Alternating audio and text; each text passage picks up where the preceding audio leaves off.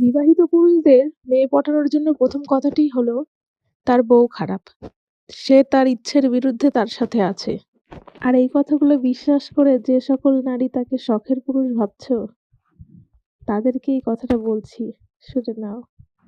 সেই বেঈমান দিন শেষে কিন্তু তার বউয়ের কাছেই ফিরবে, আর তুমি বালিশ চাপা দিয়ে গুমড়ে কেঁদে মরে যাবে। এটাই হলো বাস্তব। যতই সে স্বপ্ন দেখাক, কিন্তু আপন আর পড়বে না, তোমাকে ওরকম নাচাতেই থাকবে। দিন শেষে তার বউ বাচ্চাই কিন্তু তোর আসল, তার সবচেয়ে কাছের, নিজের। আর তুমি যেমন পর ছিলে সেরকমই থাকবে পর। আমার প্রিয় দিদি ভাই বা বোনেরা, তোমরা যদি কখনো ভেবে থাকো যে কোনো পুরুষের মায়ায় পড়ে নিজের স্বামী সন্তান ফেলে চলে যাবে, তো এটা কখনোই করো না।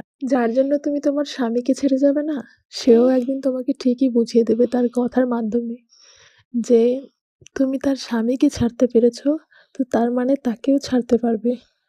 তো এমনভাবে মানে কথাগুলো বুঝিয়ে দেবে না, তারপরে তোমার আর কিছু করার থাকবে না।